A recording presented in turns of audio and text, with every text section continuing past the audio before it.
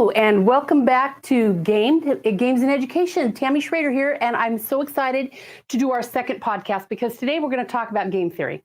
Now, if you just said to yourself, what the heck is game theory? We're going to explain it to you today and why game theory is so important in learning and education. So game theory is just simply an idea that learning is experiential, and not only experiential, but it's also very much flexible and on the spot, which is what games are great at. I'm going to talk about what games are really, really great at. So let me give you an example. When you're playing games, you learn two different things. You learn content. So you're learning whatever's going on in the game, and you're also learning the process. Let me give you a great example. I love to play rummy with my husband. Right? And I noticed that when I play rummy with my husband, and by the way, don't tell him that I know this, but aces, kings, queens, and jacks, face cards, he hoards them. He will hoard them. He also likes to play this way. He will keep all the cards in his hand until he can throw them all down and win, right? And I have learned that that's how he plays. So when I play rummy with my husband, that's how I play. I play because of how he plays, and it's interactive. And games are very much interactive. When I play rummy with other people, I don't play the same way because they don't play the same way. And one of the things that games teach us is how to be flexible. How to be flexible, you learn a lot about your partner, and you learn gameplay through the decisions you have to make instantaneously every second while you're playing the game. So the three big C's of game theory, right? I want to talk about those. Actually, four. I lied. There are four. Communication, collaboration, creativity, and critical thinking. And I want to talk about those because that's where all the learning comes. It's fabulous. When I started playing games in my classroom, 7th grade biology, I was so concerned that kids would get so focused on what they were doing that they wouldn't really pay attention to what other people were doing. And I was really kind of concerned about that because collaboration is a major skill in their lives. It's a major skill in all of our lives. So what really happened though is kids would start playing games and they would start talking to each other through gameplay, right? And my favorite kind of game this happens in is when you play a game where everybody has to win or nobody wins. It is extremely enlightening. Let me tell you, my friend built a game and she worked with adults, which is even better. And in this game, you're trying to make your way around the board. Now, I don't know if you have noticed this about American culture, and I'm not trying to be negative, but usually how American culture works is get all you can, take all the resources, and be the first. That's just how it works. Well, it's really fun. She said it was really fun to watch adults play this game because you can't win the game unless everybody makes their way around the board at the same time, right? And everybody has to cross the finish line together. And she said it was really interesting because she watched these adults play this game, and the adults would race around the board until they got about to the third corner. They're coming up to the finish line, and then they realized that the other players are way back at the beginning or right along that first line of play. And she said it was really interesting to watch the gameplay tactics change because they realized they can't cross the finish line without everybody. Right? And she said it was really interesting. In fact, she did her whole doctoral research on this around how you change your behavior when you realize the rules of the game are not what you know what I mean? You realize the rules of the game aren't what you're really doing. What I love to do in 7th grade, we played a game where students would get resources. Okay, so it was kind of like an environmental game where you could fish the oceans, you could take resources from the land. And what I loved is, and this happened without exception 100% of the time, kids would lose because they had to share resources, because if everybody didn't win, nobody won, right? If we kill off our species on the planet, ladies and gentlemen, none of us wins, right? So the kids would play this game, and what did they do? They outfished the oceans, they cut down more trees than they needed, they used way more resources than they needed, and they tried to get as many as they could against their opponents until the end of the game when they would just lose, like everybody died. And then it was like, oh, we're all supposed to, so it means that we either all have to live or we all die, right? And that is the collaboration piece of game theory. right? You learn to work together. And even when you're trying to win the game, you still have to pay attention to what other people are doing.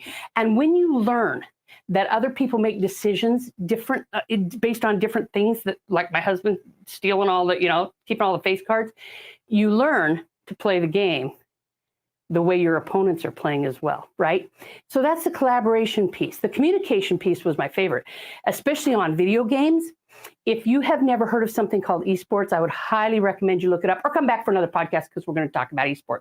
And the reason I love esports is because you don't get to pick what motivates kids, and kids love to play games, right? I mean, I just looked up today how many Minecraft licenses are out there, and it is amazing. You should look that up. I'm not going to give you the answer.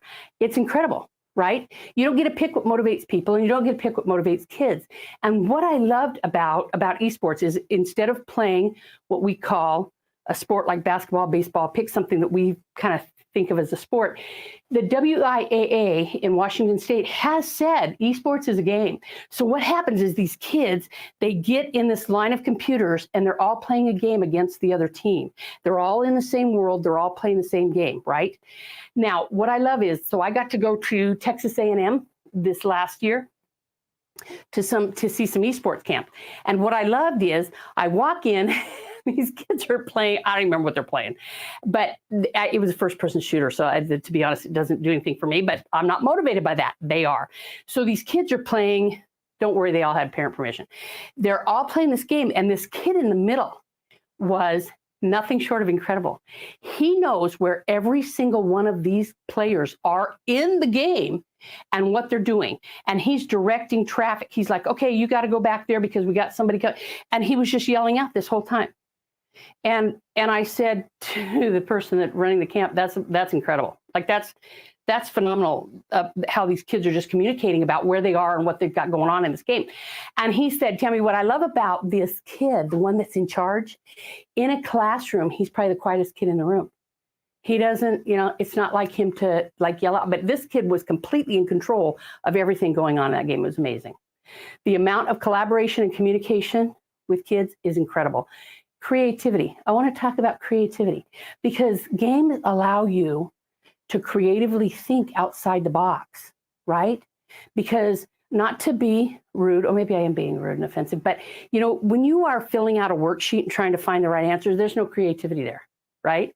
When you are playing a game or creating a game, right? The amount of creativity that goes around figuring out how to beat the other person is incredible. If you've never heard of, and I can't believe I'm using this reference because I am not a Star Trek fan. I can't believe I'm saying that on air. But my good friend Al Gonzalez, I'll give a shout out to him. He's a Star Trek fan. And when they talk about this scenario, right, I'm sorry, I can't even remember the guy's name, the guy that's in charge, Captain Kirk, he is trying to win this game and it's programmed to make him lose. So he went in and reprogrammed the game, like behind the scenario so that he could win. Right. And in education, we call that cheating. But in the real world, we call that creativity. Right. Find a way around the system because that's where the imagination is. And that's where we break boundaries, right, in the world. It's amazing. The last thing I want to talk about, well, two more things, but I want to talk about what game theory has really gotten right. Critical thinking. We talk about critical thinking, and we should be really focusing on critical thinking in education because these kids are going to walk out into a world as adults like we all did, and you're going to have to be able to solve problems every day to the point of ad nauseum, and stuff is going to come up, and you're going to have to figure out a way to manage that, right? Critical thinking is just one of the most important things we can teach kids. And in games, any game you play, critical thinking is so important. How other people are playing, what they're doing in their game. You're always second guessing what they're doing and why they're doing it. If you've never played a game called Liar's Dice, totally fun. You sit around the table and you lie. You just lie about how many dice are out there, what you think is out there, right? And you really have to learn your opponent, and you have to learn to communicate, and you have to learn to critically think about, okay, does this person really have 6 ones, or are they just making that up, right? And it's just this great, fast-paced game about how to move through the world. It's fabulous, right? Another thing that game theory says, and that I just find beyond fascinating is failing forward.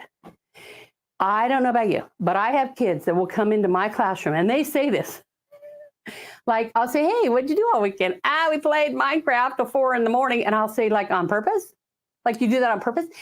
And it just drives me, it just is incredible to me, right? Because here's what happens when they play games. They will lose, and it's okay. They learn to lose, right? And it's fascinating because when I taught science, they would do a science experiment, and the first time it didn't work, they'd go, okay, Schrader, I can't do this. I can't figure it out. And they would just try it once. They didn't have that stick with itness that is so powerful in the world, right? But you put them on a game and they'll play for freaking ever. Like, they'll just play. But here's the thing that the games have down, that our gaming industry has this down. If they make the game too easy,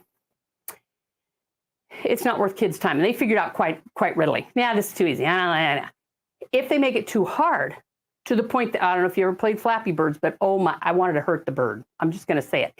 If you've ever played a game that's just too hard, you go, yeah, this is not even fun. But what I love is that kids will stick with a game until they figure it out. And then it will become this big woohoo moment of, okay, I finally beat the crab in the game, or I finally beat that whatever it is, right? And what it makes me smile is, it's not what I would call real, like it's not, but it's real to them, and they are in this world, and they are in this world to figure out how to win. If you've not heard of this game, it's called Minute to Win It. It will open the screen. You can play it on your phone, I think. I can't remember. That's the last time I played it. And you play this game, and you get 1 minute, and your job is to get from point A through the game. And please know, in 1 minute's time, 1 minute, the screen's going to go black. So the job is to learn as much as you can about where everything is and how to get through in 1 minute. Well, you can imagine the first time you play, you learn this much and the screen goes dark. And then you go to play again, but now you've learned something and you know how to get to this point, and then you're floundering around to get to the next point, right? And this game is amazing. And I think, you know what? Education should be built like this. A minute to win it. You're coming in, you know nothing, or you think you know nothing, or whatever you know you use, and then you get as far as you can, and then blank, the whole thing goes black. And then the next time you go in, right, that's what education is about. Education is about learning as much as you can and taking as many chances as you can to get it right. That's what we should be doing. The last thing I'm going to say about game theory, because I'm almost out of time, I can't believe it, is flexibility. Games teach flexibility. I don't know if you've ever done this, but you have a game. And I did this just this morning. It requires 8 people, and I'm looking up and I've got 2 people to play. And I look at the rules and I'm like, okay, we're going to just fix this game so that only 2 people have to play, because I don't have 8 people to play, right? And it's that part of games where you go in and you just say, you know what? I'm going to change the rules because this doesn't really work for me. How many of you play Monopoly, right?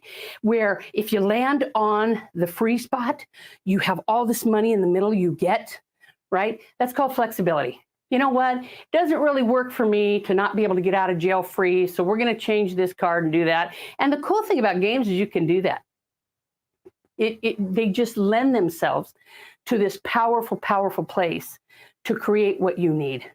So, game theory, creativity, communication, collaboration, critical thinking, flexibility, and learn how to lose. I don't know about you, but learning how to lose has been a very, very powerful skill.